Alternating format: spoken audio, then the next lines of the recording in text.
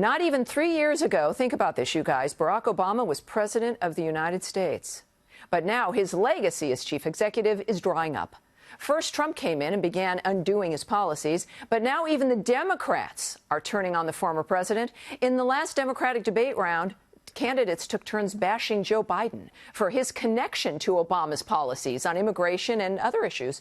Now, new reports say that Obama personally urged Biden not to run and is worried that his gaffe-filled campaign will further damage Obama's legacy.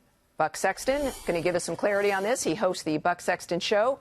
Thank you for coming on tonight, Buck. I appreciate it. Thanks for having me. You know, it is an interesting turn of events. We never would have imagined this, but we do know that Barack Obama effectively destroyed the Democratic Party with Obamacare in that 2010 shift. They lost a huge number of their backbench, their talent backbench, and he was really not worried about the health of the party going forward or any even really major messaging.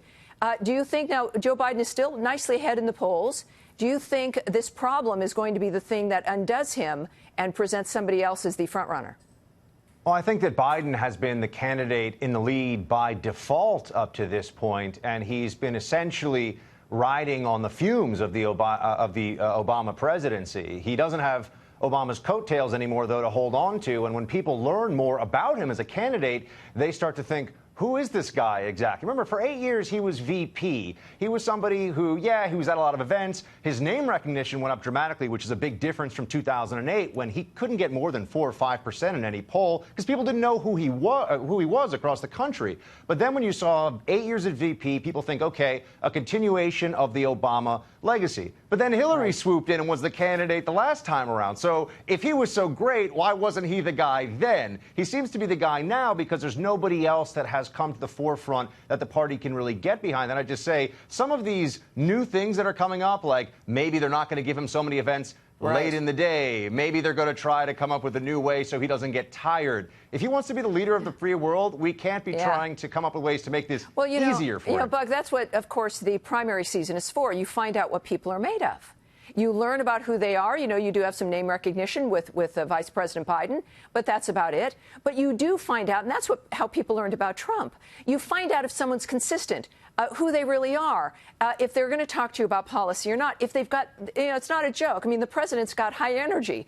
If you've got the energy and the wherewithal to deal with this, but that is, and we saw that report in The Hill, that it was like, well, in order to stop the gaffes, maybe they need him to stop talking at certain points. It's only going to get more intense, isn't it? I mean, as more people fall out from the Democrats, and then you might have a general election, it's impossible for them. Well, it's not just the pressure that will increase when there are fewer candidates in the race, and clearly Biden's going to be around for quite some time. It's also when all of a sudden Donald Trump, who we saw last night, in the usual form that he shows, which is a guy who's an incredible entertainer, a tremendous amount of energy, and also is a fighter, especially on the campaign trail. You're going to have Joe Biden up against him. And keep in mind, you've had the Democrats saying that Trump doesn't have the mental faculty to be president. They talk about the 25th Amendment. Well, as a result, you're going to look at Biden's age, his temperament, his energy. That's all completely fair game stuff now. And when you see the Democratic Party, by the way, repudiating, as they did the last debate, Obama's legacy. Buck, I got to ask you, though. I got to ask you this. When we talk about that, people say Barack Obama's concerned about Joe Biden, and he's concerned about the campaign. Is that what Barack Obama's really concerned about when he tries to stop Joe Biden from talking or running?